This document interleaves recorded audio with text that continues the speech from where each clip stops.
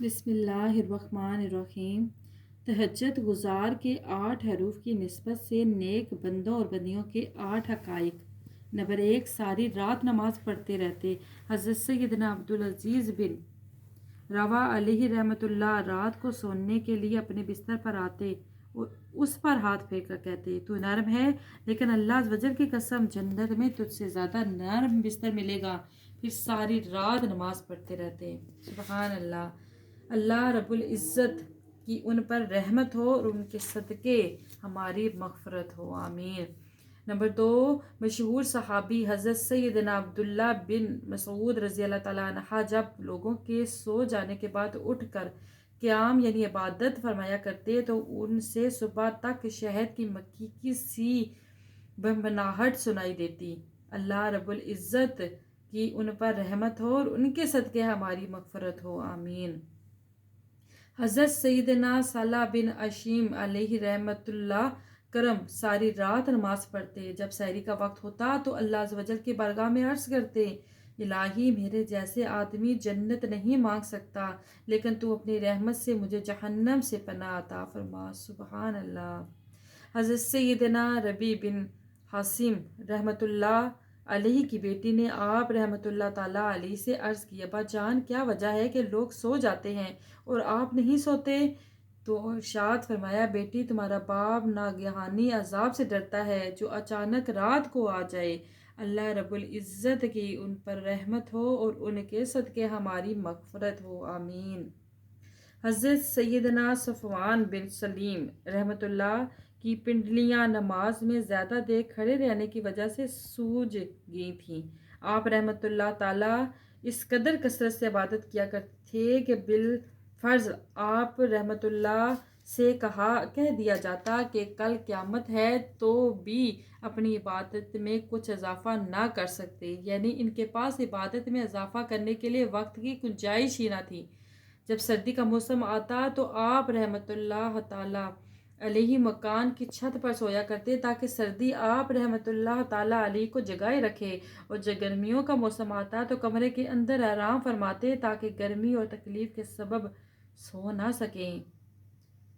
سجدے کی حالت میں ہی آپ کا انتقال ہوا۔ آپ دعا کیا کرتے تھے، اللہ عز و جل میں تیری ملاقات کو پسند کرتا ہوں، تو بھی میری ملاقات کو پسند فرما، سبحان اللہ عز و جل۔ حضرت سیدنا خواص رحمت اللہ تعالیٰ علیہ فرماتے ہیں کہ ہم رحلہ عابدہ کے پاس گئے۔ یہ بکثرت روزے رکھتی تھیں اور اتنا روتی کہ ان کی بینائی جاتی رہی، اور اتنی کثرت سے نماز پڑھتی کہ کھڑی نہ ہو سکتی تھیں، لہٰذا بیٹھ کر ہی نماز پڑھتی تھی۔ ہم نے انہیں سلام کیا، پھر اللہ عز و جل کے عفو و کرم کا تذکرہ کیا تاکہ ان پر معاملہ آسان ہو جائے۔ انہوں نے یہ بات سن کر ایک چیخ ماری اور فرمایا، میرے نفس کا حال مجھے معلوم ہے اور اس نے میرے دل کو زخمی کر دیا ہے اور جگر ٹکڑے ٹکڑے ہو گیا ہے۔ خدا کی قسم میں چاہتی ہوں کہ کاش اللہ عز و جل نے مجھے پیدا ہی نہ کیا ہوتا اور میں کوئی قابل ذکر شے نہ ہوتی۔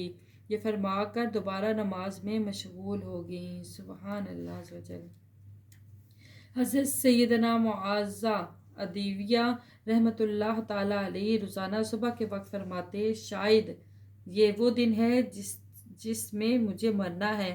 پھر شام تک کچھ نہ کھاتے، پھر جب رات ہوتی تو کہتے، شاید یہ وہ رات ہے جس میں مجھے مرنا ہے۔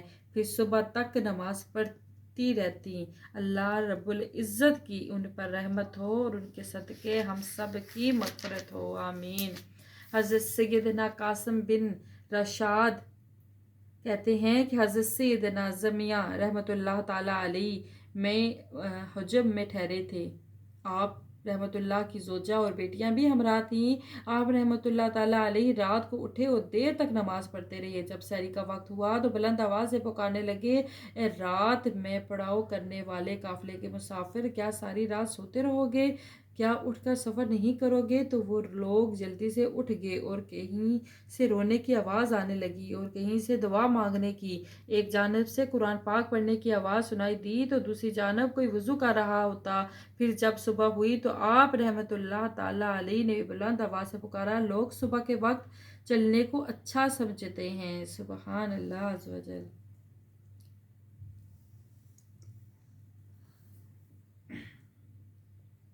نماز اشراق، جو نماز فجر باجماعت ادا کر کے ذکر اللہ کرتا رہے یہاں تک کہ آفتاب بلند ہو گیا، پھر 2 رکعتیں پڑھیں تو اس سے پورے حج اور عمرے کا ثواب ملے گا۔ جو شخص نماز فجر سے فارغ ہونے کے بعد اپنے مصلی میں یعنی جہاں نماز پڑھی وہیں بیٹھا رہا حتیٰ کہ اشراق کے نفل پڑھ لیے، صرف خیر ہی بولے تو اس کے گناہ بخش دیے جائیں گے، اگرچہ سمندر کی جھاگ سے بھی زیادہ ہوں۔ سبحان اللہ عز و جل۔